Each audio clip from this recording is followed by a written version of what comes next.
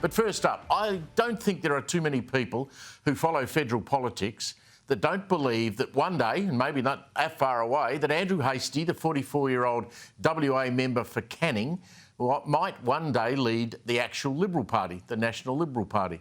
Now, being from the West makes it a little more difficult, but not impossible. After all, if you can survive as an active member of the 2nd Cavalry Regiment of the SAS fighting in Afghanistan, then long flights to and from Canberra shouldn't be too much of a problem.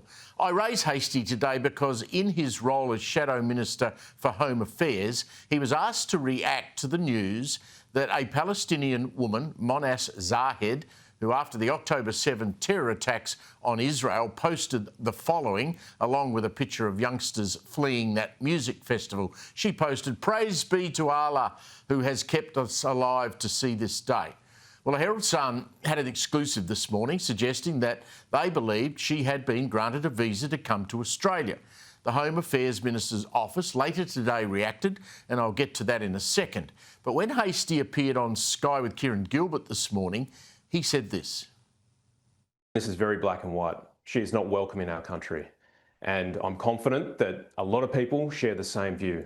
If you support Hamas, if you support the slaughter of innocent men and women, you're not welcome in this country. It's binary. We have standards in this country, and we don't want people who support terrorism on our shores. And how right is he? A simple, strong, sensible and firm reaction. Now, how many politicians in Canberra can you say that about? Maybe a handful only. And Hastie is spot on. I mean, Zahed should never darken our doorstep. On the day after Hamas butchers raped, shot, burned and kidnapped all those Israelis, she posted, "We woke up and got God's kingdom." I mean, seriously? Now, late today, someone in Tony Burke's office, well, they saw sense, and the visa for this woman and her family was cancelled. Now, think about that. To have a visa cancelled, you actually have had to have one issued in the first place. Now, there are still many questions about this that need some pretty quick answers. When did this woman apply? Who approved the visa? And what was she going to do when she got here?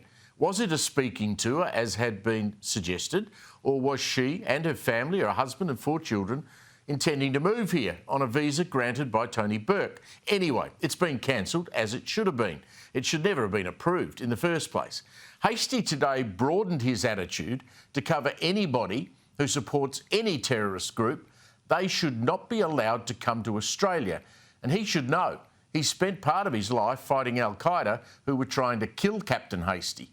Now, have a look. It's very, very clear. We don't want people who support terrorism in our country. It's a very clear standard. We hold to certain values. We believe in parliamentary democracy. We believe in liberty under law. We believe in respecting minorities, free speech, and we believe in the fair go. And if you don't sign up to that, you're not welcome in our country. It's very simple. He's impressive. Now, Mrs Zahed, her husband and 4 children had been supported coming to this country, to Australia, by a Melbourne artist by the name of Matt Chun, who himself calls Hamas, wait for this, courageous Indigenous resistance fighters. So you can see what we are dealing with here. The Minister of Home Affairs, Tony Burke, had his office put out a statement saying the government was serious about keeping hatred out of Australia. Well, how serious were you when you issued this woman with a visa in the first place? I mean, you just wonder what might have happened, though, if the Herald Sun had not found out about this and the Zahed family would have turned up here, and it seems likely they would have kept their visas. Now, Hastie is a great choice to shadow Tony Burke, and the coalition should give him his head when Parliament finally resumes. He is the sort of political leader ordinary Australians are crying out for.